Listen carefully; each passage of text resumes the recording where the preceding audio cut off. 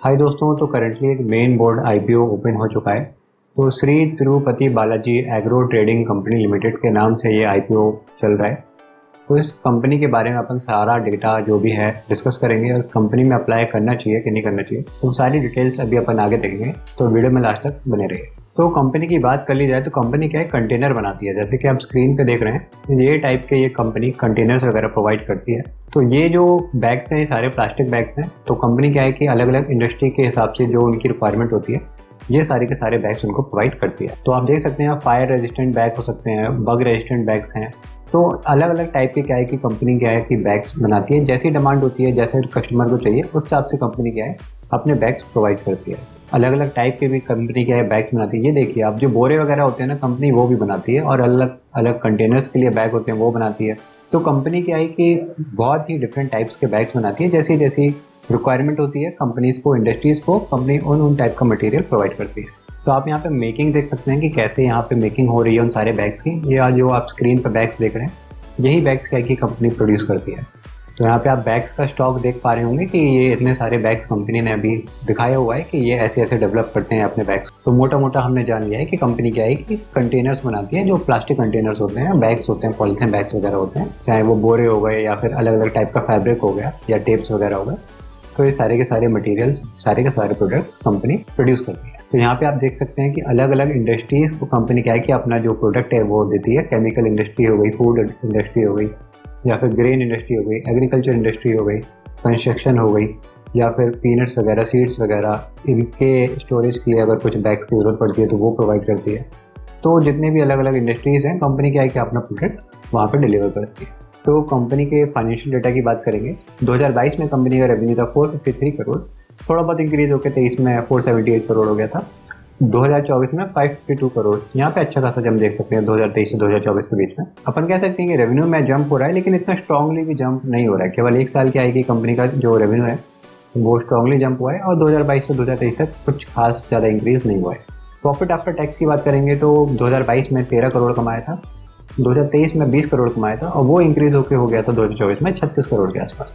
तो profit after tax कह सकते हैं कि वो थोड़ा बहुत अच्छे लेवल से इंक्रीज हो रहा है। कंपनी के कर्जे की बात कर ली जाए तो 240 करोड़ का कर्जा था 2022 में, वो थोड़ा कम हुआ था 2023 में 223 करोड़ के आसपास, और 2024 में कंपनी का कर्जा क्या है थोड़ा और बढ़ा है, 243 करोड़ हो गया। तो ये अपन देखेंगे कि कंपनी का कर्जा आगे क्यों बढ़ रहा है। ये अपन कैश फ्लो का जब डेटा देखेंगे तो अपन को थोड़ा समझ में आएगा। तो रिटर्न ऑन इक्विटी कंपनी का अच्छा है 20.84% का, कैपिटल एम्प्लॉयड परसेंटेज भी अच्छा है 16.28% का। डेप्ट टू इक्विटी रेशियो कंपनी का हायर एंड पे है। कंपनी ने अगर डेप्ट मेंटेन नहीं किया तो कंपनी क्या है कि आगे जाके जो कर्जा है उसके चक्कर में काफी ट्रबल में हो सकती है। रिटर्न ऑन नेटवर्थ भी कंपनी का काफी अच्छा है 20.84% का। प्रॉफिट आफ्टर टैक्स मार्जिन कह सकते हैं ठीक ठाक है 6.53% का। तो जिस प्राइस पे कंपनी आईपीओ लेकर आ रही है उस प्राइस पर पीई रेशियो चेक करेंगे तो 18.77% का है। ये परसेंटेज नहीं, सॉरी, 18.7 का है। तो क्या ये सस्ता है, क्या ये महंगा है, ये अपन चेक करने के लिए जो कंपनी के क्या है कि जो कॉम्पिटिटर्स हैं, अपन एक बार उनका डेटा भी चेक करेंगे कि वो किस प्राइस पर अभी चल रहे हैं, उनका पी रेशियो कितना है। तो यहाँ पे अपन को 3 कंपनी के कॉम्पिटिटर्स दिखाई दे रहे हैं। एक है commercial sink bags, MB industries और ऋषि टेक टैक्स। तो इनका अगर अपन जब पीई रेशियो देखेंगे तो कमर्शियल का अपन देखेंगे कि पी रेशियो कितना है, 37 का है। एमबी इंडस्ट्रीज का कितना है, 22 का है। और ऋषि टेक का कितना है, 33 का है। और जो अपनी कंपनी आईपीओ लेकर आ रही है उसका पीई रेशियो कितना है, 18 का है। तो कह सकते हैं कि जो कंपनी के जो कॉम्पिटिटर्स है, इनसे थोड़ा सस्ते वैल्यूएशन पर आ रही है। लेकिन ये जो कंपनी के जो कॉम्पिटिटर्स हैं, क्या है कि इनका फाइनेंशियल डेटा इतना कुछ खास नहीं है, फ्लैट डेटा है, मतलब कुछ ज़्यादा खास रेवेन्यू में या फिर प्रॉफिट में इंक्रीज इनके नहीं है। और ऊपर से क्या है कि ये हाई पीई रेशियो डिमांड करता है। और जिस सेक्टर में ये काम कर रही है उस सेक्टर के जो ड्रॉबैक्स है वो भी मैं आपको अभी आगे बताऊंगा। तो यहाँ पे अपन को क्या करना चाहिए, ये सारी की सारी डिटेल्स अभी अपन आगे डिस्कस करेंगे। हाँ, पर इतना जरूर है कि क्या है कि कंपनी जो वैल्यूएशन आ रही है वो बाकी के जो कॉम्पिटिटर्स है उससे थोड़ा सस्ता वैल्यूएशन आ रही है। तो यहाँ पे अपन को थोड़ा बहुत लिस्टिंग गेन देखने को मिल रहा है। कंपनी के ऑब्जेक्ट्स की बात करिए कि कंपनी जो पैसा रेस करने वाली है उस पैसे का क्या करेगी। तो कंपनी क्या है कि थोड़ा पैसा कर्जा चुकाने में भी यूज करने वाली है। तो अपन ने देखा था कि कंपनी के पास कर्जा अच्छा खासा है, और जो कंपनी के क्या सब्सिडरीज है तो कंपनी वहां पे भी इन्वेस्ट करेगी, क्योंकि उनकी सब्सिडरीज ने भी कर्जा लिया रखा है। तो उनका कर्जा भी कंपनी क्या है कि थोड़ा बहुत चुकाने की कोशिश करेगी। और बाकी जो नॉर्मल वर्किंग कैपिटल की रिक्वायरमेंट्स होती हैं कंपनी की या उसकी सब्सिडरीज की, तो ये पैसा थोड़ा वहां पर भी जाने वाला है। तो चलिए थोड़ा क्या है कंपनी के जो रिस्क फैक्टर्स हैं अपन एक बार उनको डिस्कस कर लेते हैं। तो कंपनी का सबसे इम्पोर्टेंट जो भी रिस्क फैक्टर है वो ये है कि कंपनी जो अपना रॉ मटेरियल लेती है ना, तो बहुत ही जो चुने हुए जो कंपनी के जो सप्लायर्स हैं वो बहुत ज़्यादा कंट्रीब्यूट करते हैं कंपनी के रॉ मटेरियल में। तो यहाँ आप देखिए कंपनी का जो टॉप 1 सप्लायर है वो कंपनी का क्या है 42% तक जो रॉ मटेरियल की रिक्वायरमेंट है वो पूरी करता है। और जो टॉप 5 सप्लायर्स हैं वो 79% तक क्या है कंपनी की रॉ मटेरियल की रिक्वायरमेंट पूरी करता है। और जो टॉप 10 सप्लायर्स हैं वो 92% तक क्या है कि कंपनी के रॉ मटेरियल की सप्लाई प्रोवाइड करता है। तो यहाँ पे क्या होता है, अगर इन सप्लायर के साथ कंपनी का थोड़ा बहुत भी रिलेशन बिगड़ा तो कंपनी को क्या है कि रॉ मटेरियल नहीं मिलेगा, कंपनी की प्रोडक्शन रुक जाएगी और कंपनी का रेवेन्यू भी नीचे आ जाएगा।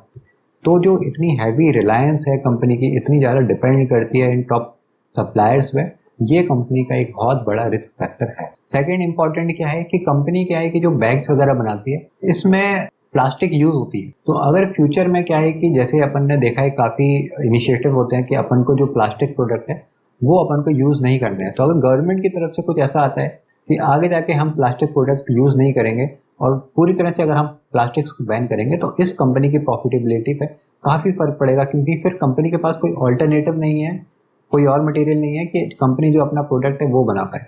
तो ये कंपनी का क्या है कि बहुत बड़ा ड्रॉबैक है, क्योंकि अगर कंपनी अपना प्रोडक्ट्स नहीं बेच पाएगी, क्योंकि अगर प्लास्टिक्स में बैन हो जाएगा तो कंपनी का रेवेन्यू में फॉल आएगा, कंपनी का प्रॉफिट में फॉल आएगा, कंपनी के शेयर प्राइस में फॉल आएगा। तो चलिए अपन एक बार कंपनी का जो कैश फ्लो का डेटा है वो डिस्कस कर लेते हैं। तो 2022 से लेकर 2024 तक का डेटा अपन को यहाँ पे दिया है।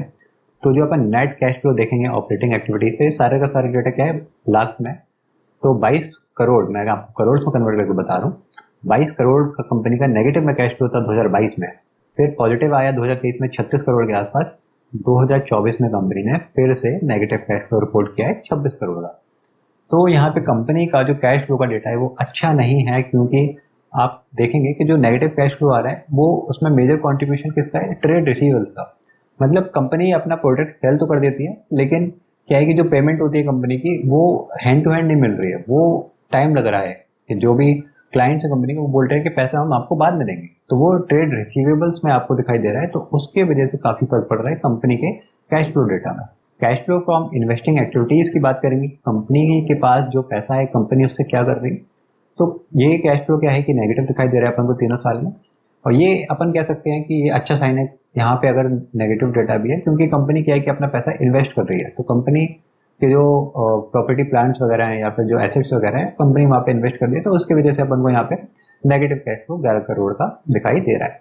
और cash flow from financing activities की बात करें तो कंपनी का जो कैश फ्लो है वो पॉजिटिव है। तो क्या ये अच्छा साइन होता है, क्या ये बेकार साइन होता है? तो देखिए कंपनी के पास क्या है कि जो कैश फ्लो आ रहा था ऑपरेटिंग एक्टिविटीज से वो था नेगेटिव।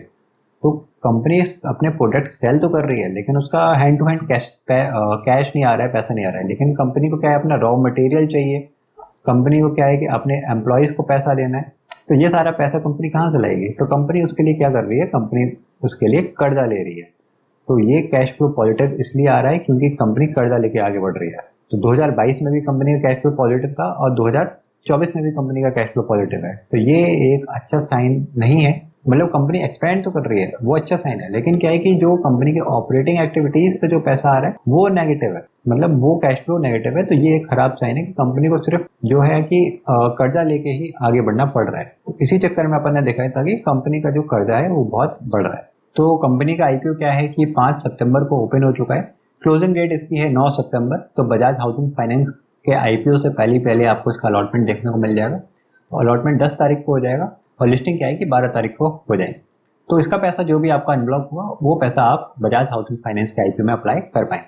तो लेकिन यहाँ पे अप्लाई करना है कि नहीं करना है, तो देखिए कंपनी क्या है कि प्राइस बैंड 83 रुपीज़ पर शेयर के हिसाब से ला रही है, और जो कंपनी का ग्रे मार्केट प्रीमियम चल रहा है वो चल रहा है 48 रुपीज़ पर शेयर के हिसाब से। तो परसेंटेज वाइज अपन देखेंगे तो 48% का अपन को क्या है कि ग्रे मार्केट प्रीमियम दिखाई दे रहा है आईपीओ प्राइस के ऊपर। तो इतना अपन को एक्सपेक्टेड रिटर्न है, लेकिन रिस्क होता है, नेगेटिव पे भी रिस्क हो सकता है, पॉजिटिव पे भी लिस्ट हो सकता है, 48% पे भी लिस्ट हो सकता है। तो अभी अपन 48% की लिस्टिंग लेके चल सकते हैं कि 48% एक्सपेक्टेड रिटर्न है। तो ये डेटा देख के अपन कह सकते हैं कि हम इस आईपीओ में अप्लाई कर सकते हैं सिर्फ लिस्टिंग गेन के लिए। लेकिन एक बात ध्यान रखिए, यहाँ पे अपन लॉन्ग टर्म के लिए अप्लाई नहीं करेंगे, क्योंकि कंपनी जिस सेक्टर में काम कर रही है उसमें काफ़ी रिस्क है। और आपको अगर इन्वेस्ट करना ही है तो बहुत अच्छी अच्छी कंपनीज आपको स्टॉक मार्केट में देखे जाएंगी, तो आप वहाँ पे इन्वेस्ट करके चल सकते हैं। इसको लॉन्ग टर्म के लिए आप अवॉइड करके ही चलिए। टोटल इश्यू साइज की बात कर ली जाए तो कंपनी क्या है, 169 करोड़ रेस करने वाली है। उसमें से 122 करोड़ कंपनी के पास जाएगा, जो भी इनका कर्जा या फिर वर्किंग कैपिटल की रिक्वायरमेंट्स पूरी करने के लिए। और उसमें से 47 करोड़ क्या है, ऑफर फॉर सेल है, जो पुराने इन्वेस्टर्स हैं उनकी पॉकेट में जाएगा। ये पैसा क्या है, कंपनी के पास नहीं जाएगा एक्सपेंशन के लिए। तो रिटेल कैटेगरी में अगर आप अप्लाई कर रहे हैं तो आपको 14,940 की इन्वेस्टमेंट लगेगी। स्मॉल एच में करेंगे तो 2,09,160 रुपये की लगेगी। बिग एच में करेंगे तो आपको 10,980 रुपीज़ की इन्वेस्टमेंट चाहिए रहेगी। तो यहाँ पे अपन अप्लाई करके चल सकते हैं, लेकिन सिर्फ लिस्टिंग गेन के लिए। तो यहाँ पे मैंने आपको कंपनी से जुड़ी हुई सारी की सारी इन्फॉर्मेशन शेयर कर दी है। कोई भी डाउट है तो वो कमेंट सेक्शन में आप मेरे से पूछ लेना। चैनल पर नए हैं तो सब्सक्राइब जरूर कर दीजिए। मिलते हैं अब अगली वीडियो में, तब तक के लिए गुड बाय।